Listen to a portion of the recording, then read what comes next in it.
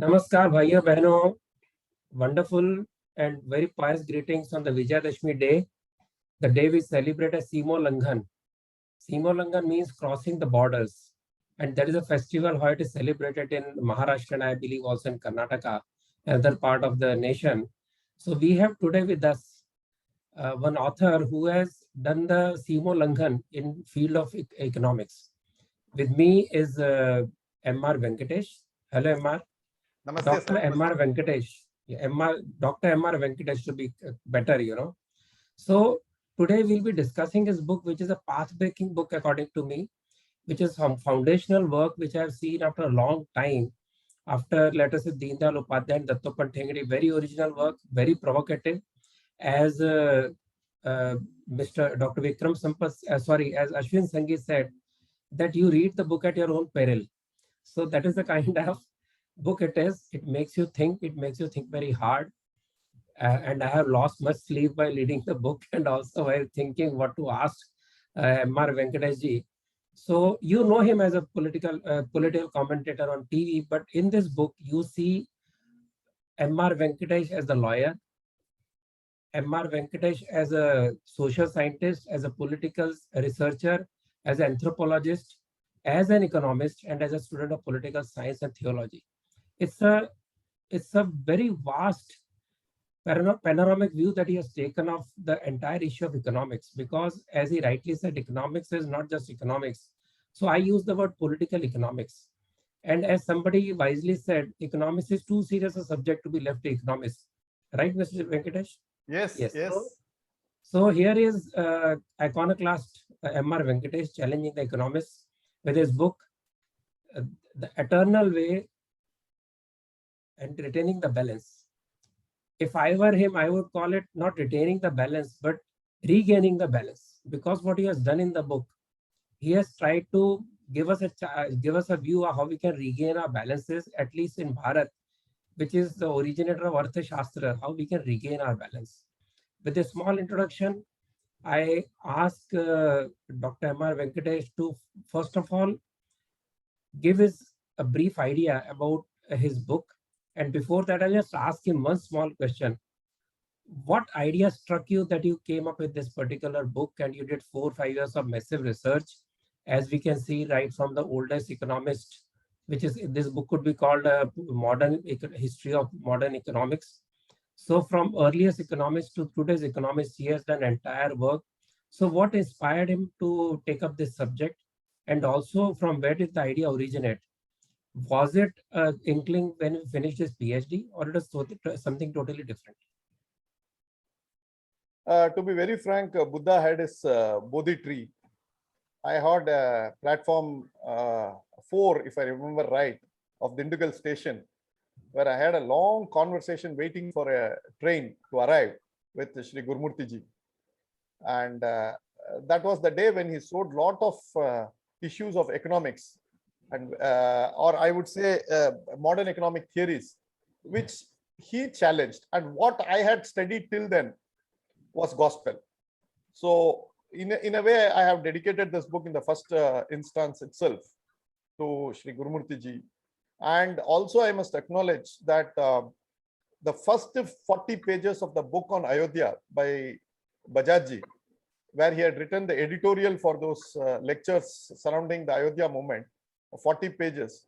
I think whenever I read, whenever I'm down, whenever I'm depressed, I read it only to regain my composure. I would say that is a 40-page of brilliant prose written, which has always been plaguing me from within. In the sense, it's a paradox and an oxymoron. A good thing cannot plague you, but a good thing does plague you, because it leads the inner conscious in you to research, inner conscious to seek an answer. This book I have mostly written with a stoic skepticism, asking questions to myself, and at every twist and turn I leave the questions to be answered by the reader, and it's a matter of debate. I would call this as I would leave it open-ended, so that the reader can have a debate with his conscience whether the modern economics, modern theories that are being floated around, is it the optimal way that we take care of human affairs, especially in economics? Or is there an alternative way? Or in other words, I'm putting new theories, but not affirming it that this is the right one, but I'm asking questions, I'm leaving it at that. And for the readers, this is the book. You can see clearly this is, if you see the cover. I can you also hold have- it. Yeah, so this cover has the pose of a dancing Shiva Nataraja in a blur, in a very fast motion, an idea which is brilliantly executed by the artist. So this is the book we are talking about. It's a massive book, more than 1.5 lakh words, 150,000 words. It covers every aspect of human life and social life. So I would request you, Dr. Venkatesh, to explain in brief what's the book about. Then we can go to question answers. See, the book has multiple ideas and ideologies and theories that are debated, discussed, digressed, dwelled upon on a variety of themes. But a few themes that will be recurrent would be that economics, the modern economics, which its twin engine, both are placing reliance on the government or the markets, as I call it, the corrosive state and the exploitative market, are now seemingly unworkable. What happens is increase in inequality, increase in poverty, increase in the wealth of the top 1%. This is happening at one level. And we are not finding solutions for the balance of those people, especially in the bottom half of the pyramid, 40%, 50%, who are in the bottom half of the pyramid. We don't know how to take even the basic necessities to them. So this is one aspect. The second aspect, as I see it, is that by and large, we are talking about a constitution, especially of India, which is a rights-based constitution. And I have explicitly stated that this has drawn inspiration from the Christian theology, and people like Rousseau, people like Marx, people like you have Hobbes, who have written the Leviathan, and these people have modeled the modern nation state, which is based on Christianity. And unfortunately, post our independence, our framers did not get the necessary time to actually sit down and reflect on what type of constitution should it be. So what happened was we rehashed the 1935 Act and drew a constitution that is what I call it as a Kam Chalao constitution. So we need to transform this constitution into probably a constitution that is reflecting the genius of this country, and for which it is not a rights-based constitution, it's a duty-based constitution. And this is one of the recurrent themes that I have posted in this book. So two major themes, if you look at it: modern economics with its twin focus on government and markets are both unworkable. Likewise, your constitution as it stands today, it's a rights-based constitution. It has not been a duty-based constitution. And unless we balance between rights and duties and get a constitution which is both rights-based and duty-based, things may not be workable, and probably we have to move towards a duty-based constitution. MRV, since you raised the question of constitution, I wanted to come to it later, but I will come to it right now because you raised it yourself. I didn't want to start the fire in the first minute itself. You have said that perhaps the founders of constitutions were a little tired or exhausted with long drawn freedom struggles, so they took a shortcut or something like that, in essence. So how do you defend that statement? See, if you look at the entire constitution, part 3 of the constitution, which is the fundamental rights of, or what we call as the soul, people have gone gaga about it. And during emergency, we have seen that being suspended with disastrous results. Now, Ratanji, I ask you a question. Since you are all people who have fought emergency, actually, we were too young to even understand what was emergency. Probably you at that age understood far better. Now, Nirande, which I quoted, who was Attorney General, says, "It may shock your conscience, it does shock mine, my lords. But if a man can shoot somebody during emergency, a police officer shoots somebody, ADM Jabalpur case when it was being discussed in the Supreme Court. He said the state can do nothing, the judiciary can do nothing against the officer.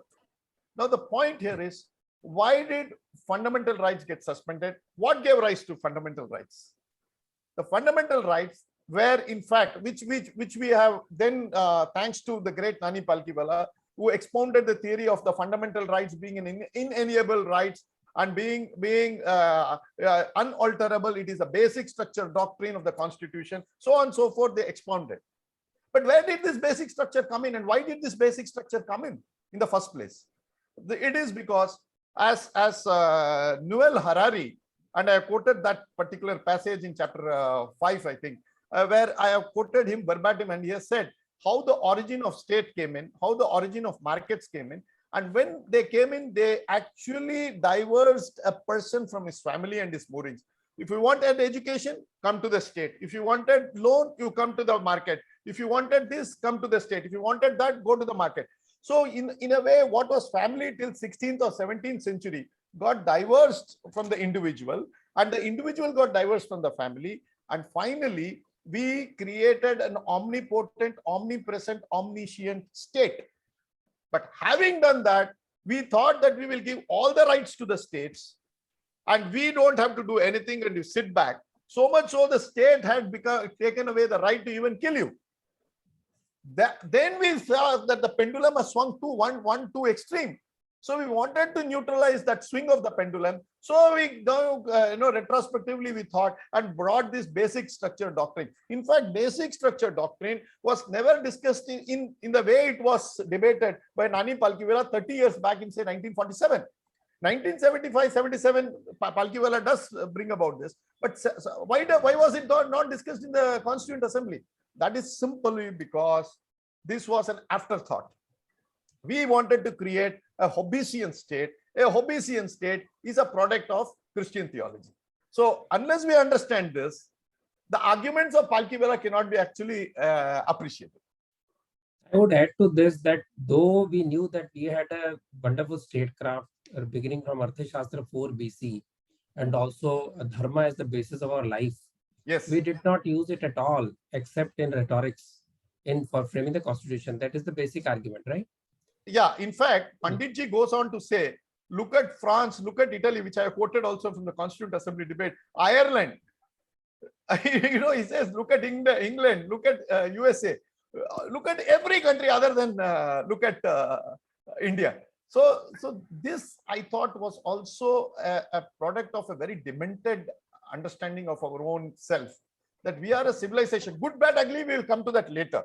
But we are a civilization, we are 5,000 years old. We have treatise on statecraft, we have treatise on taxation, we have treatise on... Because even when Chanakya spoke, he spoke of his earlier economists. He didn't speak about himself. He said right from Shukracharya. He keeps on quoting so many other economists. So we had a very well-oiled machinery. We had wonderful economy which lasted for 2,000 years as the most dominant economy, and also happy people, right? Exactly. The point is, I would have been happy. Now, Ratanji, this is the core of my book, which I hope this is a very important point I want to convey. That please disregard Chanakya also. I have nothing against or for Chanakya. I am neither holding a brief for him or against him.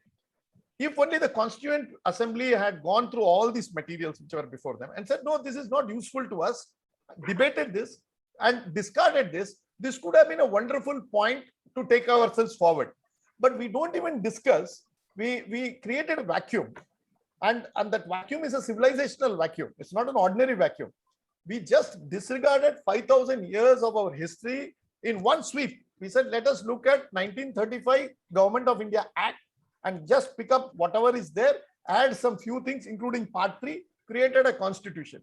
Now, 75 years has gone by, and probably 25 years down the line, we should be celebrating 100 years of our independence.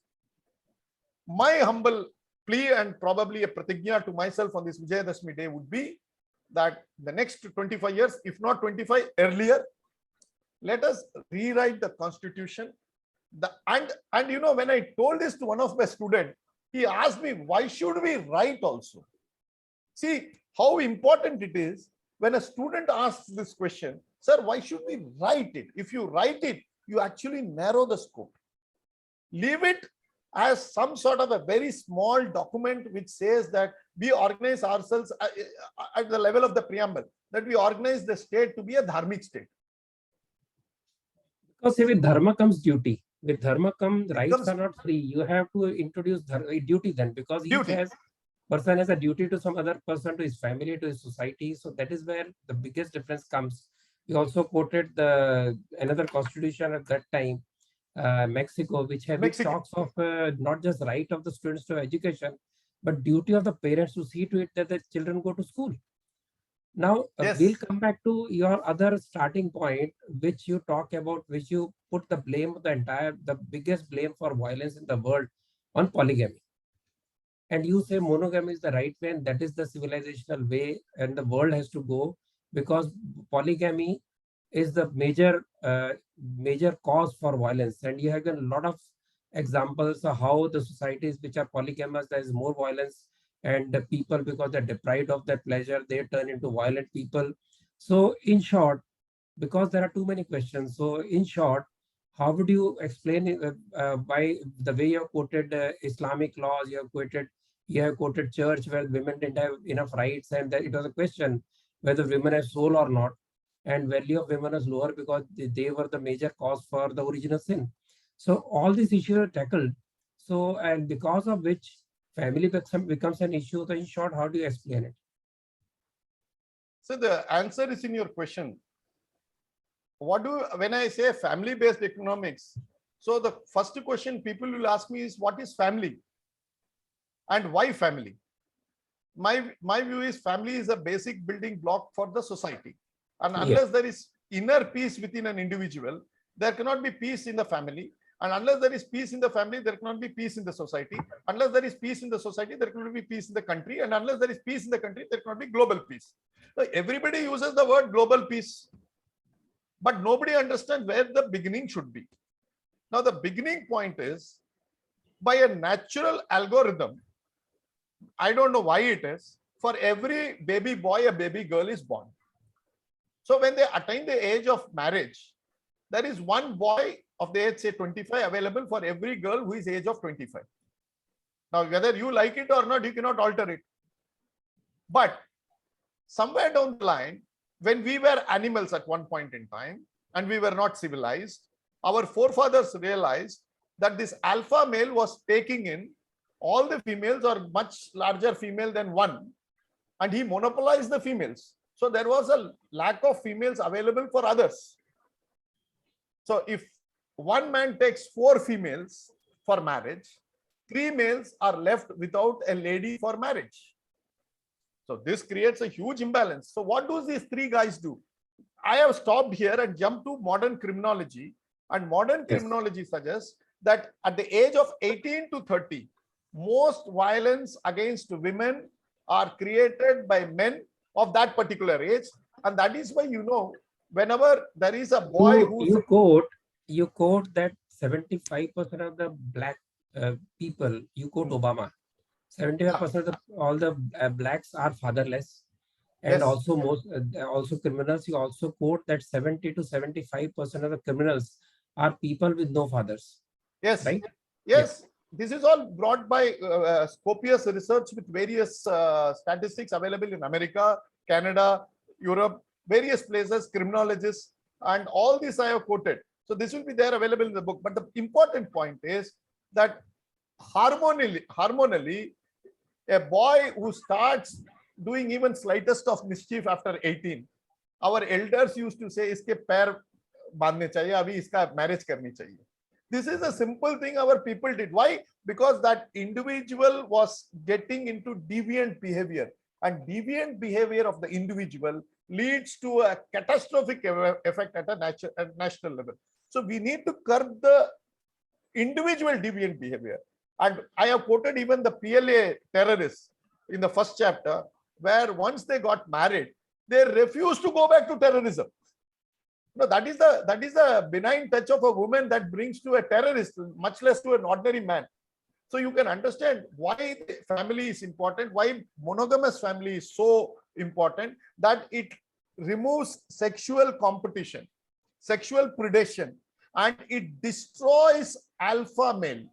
It tames the alpha male. I won't say it destroys, at least it tames the alpha male. But what the West has done, it has created alpha female for an alpha male. So this is the dangerous territory, Dr. Venkatesh, where if not read properly, you would be labeled as an MCP. See, either way, I'm going to be labeled something, so I don't care. But this is the core of the issue. See, I said if they don't read it properly. So, and they are definitely not going to read it properly. They are not going to read it. I don't expect them to read it. For reading my book, they require some intelligence which they don't have. So I don't care about it. But the truth of the matter, Ratanji, is that an alpha female is no answer for an alpha male. Taming the alpha male through monogamous marriage is the only way a society can move forward. And this is the most important reform that we need to bring in. Triple talaq was very easy. But this banning polygamous marriage, not only in India, but in the range of Islamic societies, where polygamy is still considered as some sort of a duty, because every Muslim believes, every devout Muslim believes that he has to mimic the life of Holy Prophet. And Holy Prophet was married somewhere between 11 to 13 times. The debate is whether he married 11 or 13. That is the debate. But he had multiple partners at each point in time. So the question is Islam ready to convert its core ideology, do a reform by, and this is not for you and me to do, this is for Islamic society to conduct a debate within themselves. And but come if out they with a were to solution. consider, you have quoted the Prophet who puts condition for polygamy. It doesn't say everybody has to marry multiple women. He puts a condition. No, but if you read several of the verses that I quoted and several of Islamic scholars, this is again a very benign interpretation by a non-Muslim. But the true Muslim believes he has to mimic every single life twist and turn of Prophet in his life. So if Prophet married multiple times, he too has to marry multiple times. Let the reasons be damned. So reasons are now being invented posthumously so that they can justify what Prophet did and what they want to do. This is not the way. Every devout Muslim believes that he has to do what the Prophet did. And this is the core of reform that Islam has to do, because the correlation between polygamy and terrorism is demonstrated and it is there for everybody to see.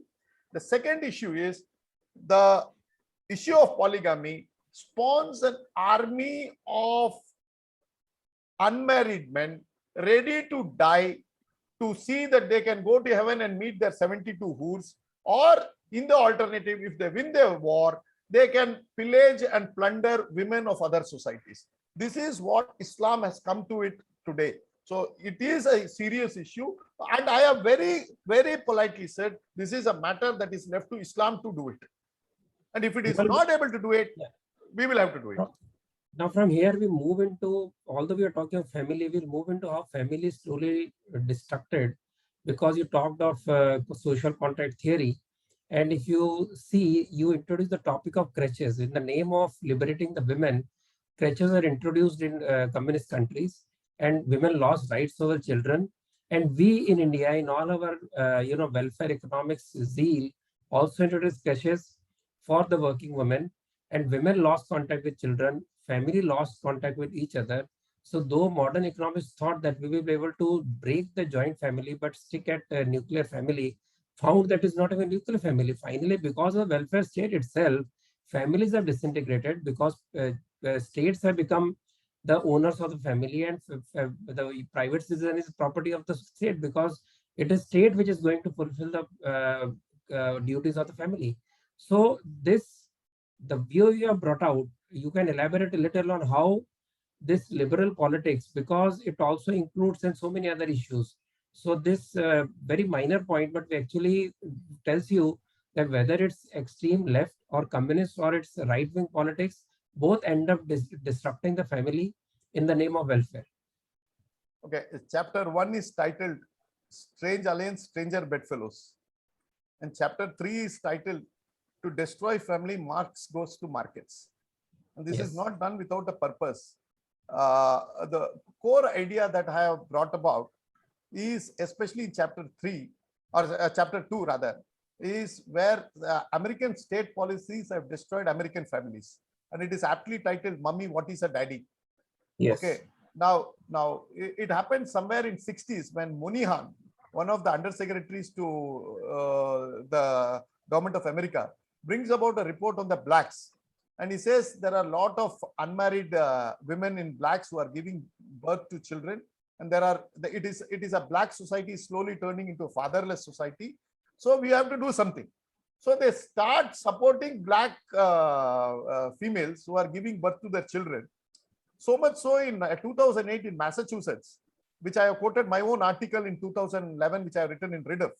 And in Massachusetts, it happened, and it happened in a very tragic manner, that the nearby health, government health, department, or whatever they call it, primary health, started reporting extraordinary number of school children coming and reporting, testing for pregnancy at the age of 15. And the director of the public health rings up the principal, and the principal then rings up the school and parents and all, and they find that 15-year-old girl children have entered into a pact to see who gets pregnant first. This is the sorry state of America, because nobody feels sorry that these girls have become pregnant. And the answer to this is schools have been tied up with crutches. Girls can go and feed their children during recess and come back and attend to school. This is the state policy. What they have done, instead of actually tackling this menace, they have, through a policy, given a badawa to all this indiscipline of the individual. And finally, today, 70-80% of the American, especially black society is fatherless. People don't want to get married, because if you get married, then you will have to depend on the income of the black husband, which may go up, may come down. There is an up and down jump. There is unpredictability. But whereas if you depend on the dole of the government, it is certain. And now Democratic Party in America has come so much to this stage of supporting this black female to be unwedded. 95 to 96% of black females who vote for Democratic Party. So you see how bad economics has led to a bad society. And as you rightly pointed out, that now we come to, since you talked about welfare economics and the way the doles are created, who pays for the doles? The people who pay the taxes, right? So you have questioned the taxation itself. And you say that taxation is not to save your civilization, but taxes are for the efficient people, dedicated people to pay for indisciplined people. So what I have to say about the taxation? How do you look at taxation and the way it should be improved? Otherwise, we end up having 2-3% of people paying taxes to support 90% of people who are indisciplined. Okay.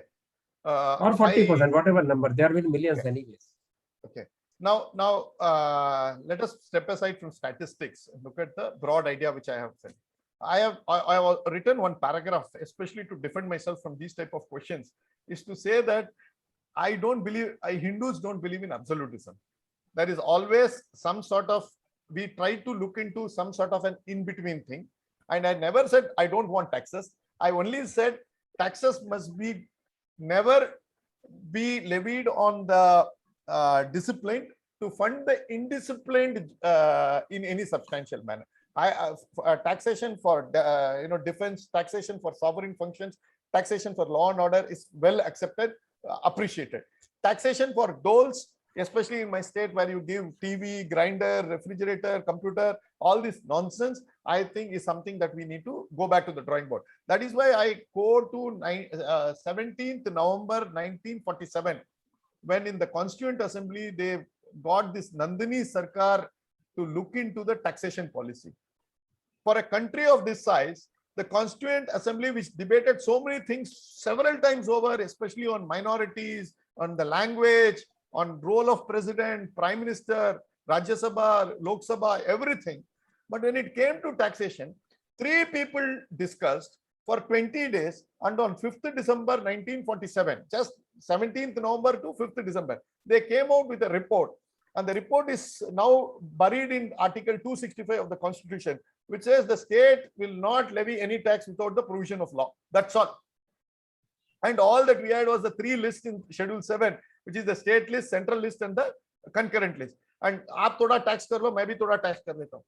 A country as complex as this, with so much things to be done, do you think that we should have got into a taxation policy which is as flippant as this? The point is, it was never discussed. That is my point. Yeah. Now coming to so pure. I'm not saying, so Ratanji, let me last sentence. I'm not saying no taxes. I'm saying that we must not use taxes, get the money from the most disciplined, use the most inefficient mechanism called bureaucracy, and transfer the wealth from the hands of the taxable into the hands of the indisciplined, just because we have got a fiat under law. Sorry, this is not the way it should be done. That is the point. True. We'll come to pure economics now. Yeah. You have, through your writing, have demonstrated that there was hardly any new idea in economics. And you have a quote where you talk about economists regurgitating the same idea. For example, Gordon Brown, in a very comical way, quoted, who spoke exactly the same language for 10 years about the boom and the bust. Not only that, you have Manmohan Singh, you have Raghuram Rajan. Rajan also, Raghuram Rajan talking about coming boom and bust, but they don't touch anything from that. You also say that pure economics, which is based only on very complex algorithm, doesn't want to add more complexity by talking of cultural issues, which actually change, because you have used a wonderful word that is not just demand and supply, it is billion of minds who actually keep impacting on the economic policies. So this staleness of the economics, the way it is discussed now, will come to globalization, etc. beyond this. But this interesting aspect of great economists or celebrity economists and the great economists of the world, they tell you after the boom is over, they tell you why the boom was there. They tell you why it burst. But there is no predictive model, because, as you rightly said, the middle part, the balancing part, or the key of billion minds which actually impact the decisions are not considered, because it doesn't fit into econometrics algorithms. Exactly. In fact, the first paragraph of my preface begins with a book by Linda Yue, which I purchased in Chennai airport, which was dedicated to her family. And I thought there will be something interesting for families, because I was then doing this research. I thought there will be something to write about, because the title of the book was 12 Great Economists. And I thought there will be a lot of things, masala, for me to capture for my readers. But after the first page, dedication page, there was hardly anything about family by 12 great economists. Adam Smith, Karl Marx, you had Keynes, you had a whole range of them. None of them ever talked about family. So the word economics is diverged from family about 180 degrees apart. So there is a huge vacuum in the study of economics, and this has been also debated by somebody like Zingales. Zingales says something very pertinently, that by 1939 or 1940, we wanted predictability in economics. So we started creating models. Models meant mathematics. Mathematics meant econometrics. And so much so that today mathematics has taken over finance. Finance has taken over economics. And absolutely, it is mathematicians who are now dominating the field of economics. And in the world of mathematics, in culture, civilization, all these things cannot be reduced to formulas. We just abandoned it. But the elephant is there in the room. The elephant is there staring at us. So what do we do? So that is why our entire, if you look at that quote of Gordon Brown, which runs into a few pages, I was compelled even by my editor to remove it. I said, no, this is the point that I'm making, because I'm glad you picked it up, Ratanji, because the point here is too subtle. Because only when you read it, for 10 years, he says, we are worried about cyclicality, we are worried about depression, we are worried about booms and busts. And 2007, he says, we are conquered it. And 2008, the economic crisis lands upon his face. So much for our economic modeling. And likewise, I quoted also a debate by Queen Elizabeth, when she asks all these economists what they have learned and what has happened, and they say that, look, it is modern macroeconomics is spectacularly useless at best and toxic at worst. And this is what it is today. Nobody is able to tell it in clearer terms. And I have quoted from the best of them, some of them who are Nobel laureates. So it is not my word. So it is all quoted with absolute research. Another of your quotable quote is, the world is not in search of economic reforms.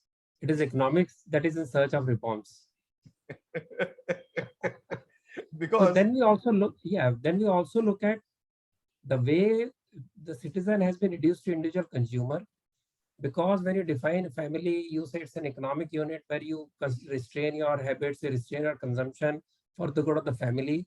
But in case of individual, everything is done to increase the consumption. You quote Bhagwati, who 91 said, stop the saving habit of Indians and let them consume.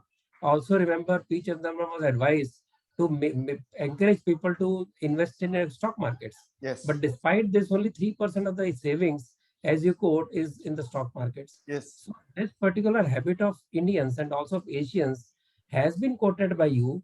But when economists talked about the capitalism, they talked about Protestants, as you rightly pointed out. But they said Hinduism is not suitable for capitalism, while the the evidence is contrary. So any more remarks on that?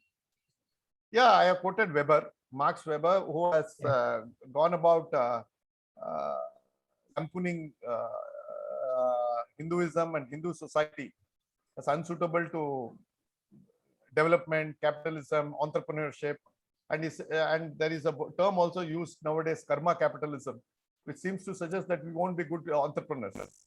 But I also quoted one research by I just forgot the name, Madison and others, Paul Boyrock, Madison and others, where they have said that the loot by British from India aggregated to in excess of 45 trillion, which our external affairs minister Jaishankar has quoted. So you don't loot a country of $45 trillion over a period of 90-100 years, right? Which is mired in poverty, which doesn't know how to do and you business. Also quote, see, if you quote Angus, Madison Angus, you also note that for 2000 years there was no cyclical up and down as far as we know, because the GDP dominance of China and India was all through this period. So we had a solution where we did not face boom and bust, but this was never studied. Yes, exactly. That is the point. So if we have to emerge as Vishwaguru, Asianization of globalization is very important. Indianization of Asianization has to happen. So this is a two-step process.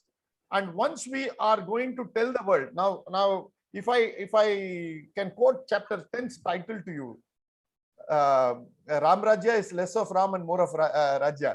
In the sense, I have quoted, I have fashioned it in such a way that we tell a very important point here.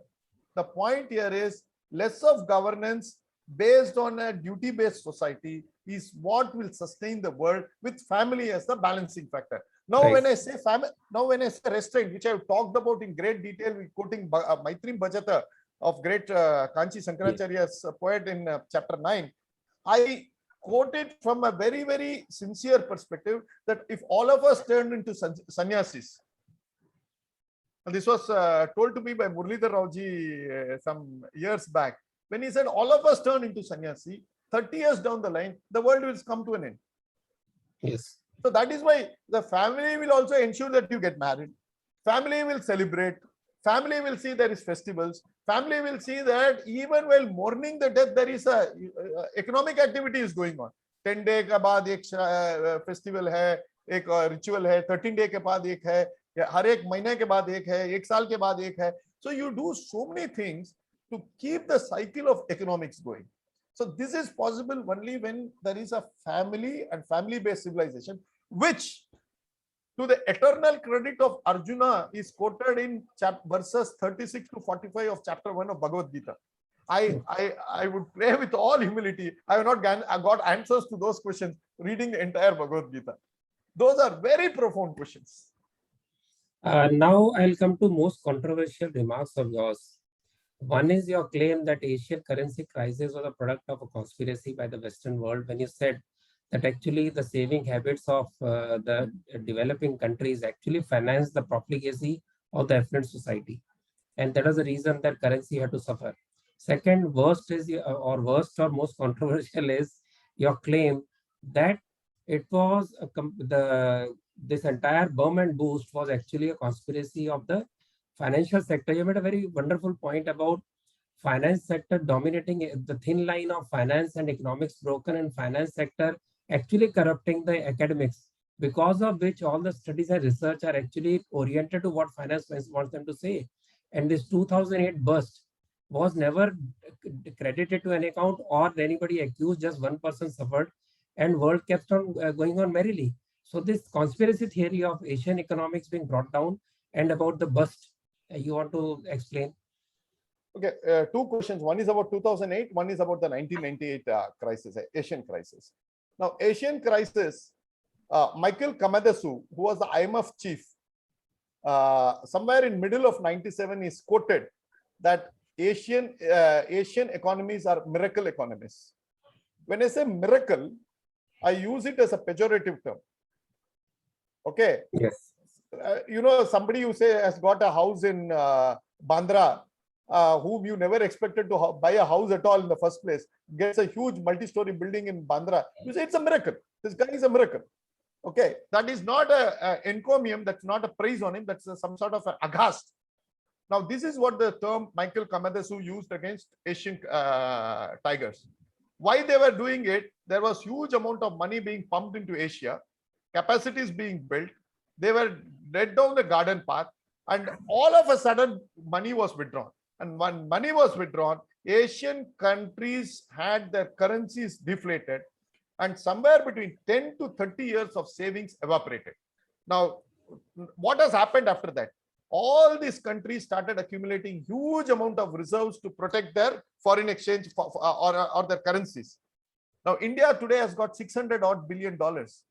What does it mean? Is it there in the Tijori of RBI? No, it is actually, we are selling our shares, getting the money, and we are paying 12%, 15%, 18% dividend, and also the capital gains on that. But we are also putting this money into the American Federal Reserve market, which is yielding less than 1%. So there is, America is sitting happily with this whole thing. And Americans' debt, which has crossed 22 trillion, the global debt, which I have also quoted, country-wise also, major countries which I have quoted, has crossed 7 trillion. And who are the biggest lenders? It will be people like Bangladesh, China, India, Vietnam, Pakistan, the whole of Asian countries, which are lending it to America. And America is called a rich country. And all these countries which are lending money to America is called a poor country. And you know, there was one ECB chairman who said, capital flows uphill, like, you know, it is like water flowing uphill. It is flowing from the developing nations to the developed nations and sustaining the economy of the most developed country, namely America. So this is a conundrum which I have also placed in as a global imbalance, currency imbalance globally, which have to be addressed sooner than later. Sir, you are muted. I'm not able to listen to you. Suddenly you are on mute. Yeah, I also said I also note that you made a statement that globalization is translating the national debt into global debt. Yes. Yes. So what is happening? So today, China has lent more than $2.2 trillion of money into America. So China has to pray for American survival rather than Americans praying for American survival. So I always call it as a walk by two drunkards. America is importing goods from China. China is producing goods and giving it to America. America is giving dollars to China. China doesn't know how to consume the dollars. China is giving the dollars back to America as debt. And America is giving pro notes to China. So China and America are like two drunkards. You know, when you watch two drunkards, they will gyrate, they will never fall. But if one falls, the other will fall. So we are having a lack of imbalance, and China is a producing country, and it is not a saving economy. America is a consuming economy and it is not a saving economy. So they are counterbalancing each other. But China's savings is equivalent to America's debt. So on the if you draw the global balance sheet, you write the assets of all countries, which will be lent to various countries. And which is the country which is ultimately taking the money as liability? This is United States of America, $7 trillion. So we are putting all our money into America. Of course, some part of it into Europe, but again from Europe it goes to only America. So the long and short of it is there is huge global imbalance striking at us, staring at us. Now you talk of 2008 conspiracy theory. So 2008 was again a very simple thing. It was to draw out all the wealth from various countries and deal with what was eventually turned out from a American financial crisis into global economic crisis. What was the size of US Federal Reserve in 2008?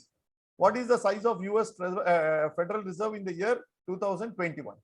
You just do the calculation. I have given it from $800 billion. It has gone to $3 trillion. Right. Size of US debt, and US currencies has flooded the global market, and by which currencies have now, instead of looking at fiscal policy, monetary policy, the world over, it is now quantitative easing. People believe every crisis, including your headache and my backache, can be cured by pumping more money, more liquidity into the system.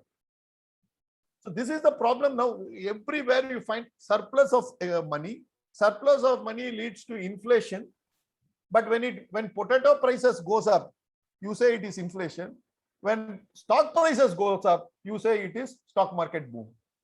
Now it is nothing to do with both. It is actually the excess liquidity in the system that is creating this hyper valuation on various assets, of which stock market has been the final destination. World over, stock markets are growing. I do not know whether it will be a stock market crash leading to a currency crash or a currency crash leading to a stock market crash. But the future looks so very dangerous at this point in time. We do not know how long the party will last. Before I come to the last segment, I would just like to mention, which I quote from a book, page number 357, that the Treasury Secretary of Bush, Clinton, and Trump, all of them came from Goldman Sachs. So this connivance between the finance people and the politicians so open that this example is really striking very hard. Now coming to the last part, where actually start of regaining the balance you talk about. You say that Ramayana and the Mahabharata are the two texts which will guide us to regain the balance. As I said, I would not say retain because you lost the balance anyway. We have to regain. So for regaining the balance, you talk about Mahabharata, you talk about Ramayana, and basically talking of the culture which Raghuram Rajan touched upon. So I asked you, basically, is the same Raghuram Rajan who was purely a monetary finance, expert, and he talked about community and culture, but then he withdrew from that. He didn't carry on the topic. But when you talk of this, when you talk of Mahabharata, Ramayana, and Ram Rajya, this is where you actually come to the conclusion of the book, but you keep it open. It's right. You are not giving any prescription, but you're talking of these two major texts which can be the drawing power for our intelligence, our intellectual, to create a new kind of economic model. Ratanji, you are right. I have kept it purposely open because right through the length and breadth of the book, I have been more diagnostic rather than prescriptive. And frankly, this morning I was having a chat with Professor Vaidyanathan, who was asking me to write a sequel to this book. But I thought the sequel to this book should be after, again, one round of consultation with various scholars, understanding what is that they feel as some sort of an idea that should be taken forward. But having said that, now coming to the answer to your part of the book, which Raghuram Rajan also agrees, that between market and the government, people are now looking at a third pillar. He calls it the third pillar. I call it the missing middle. The missing middle is family, society, and community. Now, these have to be accelerated, energized, empowered, whatever language you may use, to see that they actually become your powerhouse of delivery, your powerhouse of growth, your powerhouse of development, whatever it is. Now, you cannot diverse a man from his family and say he will grow or he will develop.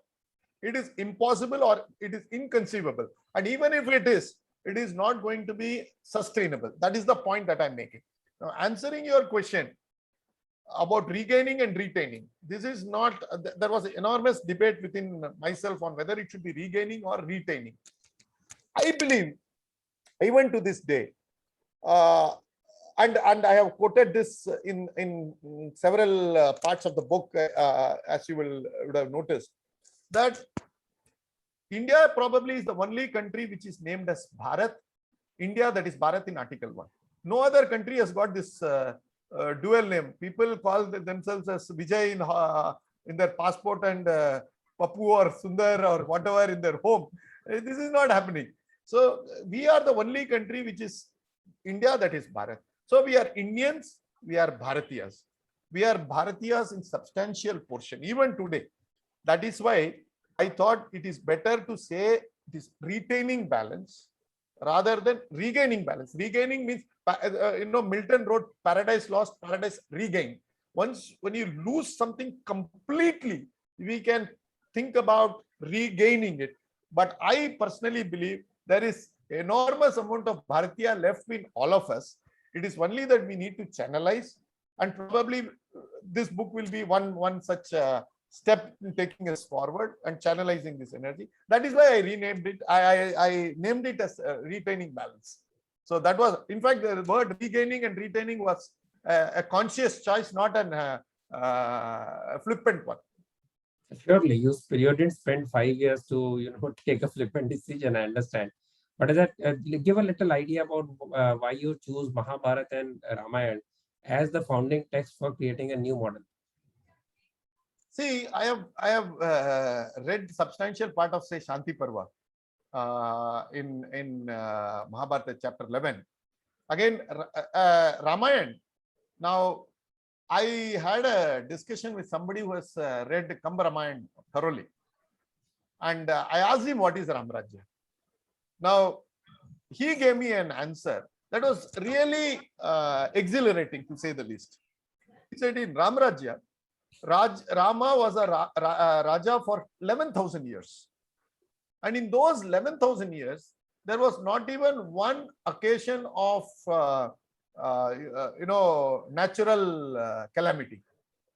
There was not even one occasion of Akala Mrityu. You understand the gravity of what was being said. Now, this was what was promised to us during the run-up to the independence movement. Independence was not built on a socialist, democratic republic of India. It was pure and simple that there will be Ramrajya. That was the slogan. And that is a slogan that was resonating right through. You may be an extremist, you may be a hardcore, you may be a congressy, you may be a nationalist, whatever you were in the run-up to the 1947 independence movement, you were talking about Ramrajya. Everybody talked about it. Of course, the constitution had nothing to do with Ramrajya. But when you look at Ramrajya, you find there are certain basic principles. And now, whether Rama ruled for 11,000 years, whether there was not even one Akala Mrityu, whether there was no natural calamity, is a matter of debate, imagination. But if there is to be no natural calamity, the respect for environment becomes sine qua non. If there is no Akala Mrityu, then that means the health of the people, children, aged, people who are handicapped, all this must have been established through a code of conduct. Now, respect to women, children, disabled, animals, flora, fauna is all integral part of our dharma. Now, these were all established, and Rama did not do this. Let us be clear. It is he who ensured that the citizens were empowered who did this. Rama did not come about and say or do all these things through a fiat or through an army. In fact, Rama's whole thing was that he was a benign ruler. So that is why in chapter 10, I have quoted Narendra Modi ji at the outset. I say maximum governance, minimum government. Now that was not merely a slogan, that was held in practice by Lord Rama, which means we are talking about a residual state. We are not talking about a corrosive, omnipotent, omnipresent state. So these are all fundamental. When we had this debate about Constitution Assembly, Nobody ever debated what should be the role of the government. Everybody agreed that this must be the power, this must be the power, this must be given, this must be a Lokpal. No, it should not be a Lokpal, he must be a president. No, he must be a governor general. So this debate was there. There was even a debate about naming India as USSI, United Socialist States of India. There was people wanted it that way, but nobody agreed or came to any sort of an idea. State ko kya karni chahiye? What should the government do? What should the government not do? A positive list and a negative list. Nobody put it in such clear terms. So I think 75 years has passed by. Probably we are energized. Probably we feel that we have got back our moorings. It is time on this Vijayadashmi day to blow the sacred conch, Panchajanya, and declare that we must relook at the constitution from a very civilizational perspective. We must look at our economics from a civilizational perspective. We must look at the entire model of individual, family, community, society, all from our civilizational angle, and see how we can link it up with the state. We are not asking for an absentee state. We are asking for a residual state, which is what is the traditional Hindu way of looking at it. Now we can be contextualized to the modern governance, modern way of handling things. But a debate must start as to where should Indian government stand vis-a-vis its own citizens. Can it be a nanny state, or can it be something that is modeled on Ramarajya? I would say that we have to re-empower the family, we have to re-empower the society, and we have to take back the responsibilities as our dharma to the society, to the family, so that we can retain our balance. That I can summarize that way. Yes, absolutely, absolutely. So on this happy note and on this directive that, on the day, as you rightly said, what I call Simolangan for you and for your thoughts, and also for a positive note, we'll end this on a positive note. And I hope that people take this book, read this book, and digest this book. It is not an easy book to read, though it is not difficult to, because you can read it one thing at a part, and you will slowly, M.R. Venkatesh brings in many threads, and finally the threads interweave with each other, finally come to the theme of the book. And each thread is very interesting, very absorbing, some of them very provocative, but they are also something that make you think. So a book is ideally that book which makes you think, not the book that teaches you. So I hope this is the right message that we can pass on. And we wish this book a grand success. And I noted in my own preview to the book, this book should be you should part of the reading in the university institutions and also government offices. It's not a book for just having a viewpoint. It's a book that needs to be read by all the policymakers and the academics. Thank you so much. Thank you, sir. M.R. Venkatesh. Thank you, sir, for your nice words. I take your blessings on this auspicious day. You take the blessing of Lord Ram. Today is the day Ram defeated the demons, and today is the day when we celebrate victory. So Yes, let us talk about victory to our civilization, so that our country continues to boom and doesn't get stuck in booms and busts. Thank you so much, and thanks, leaders. Bye. Thank you.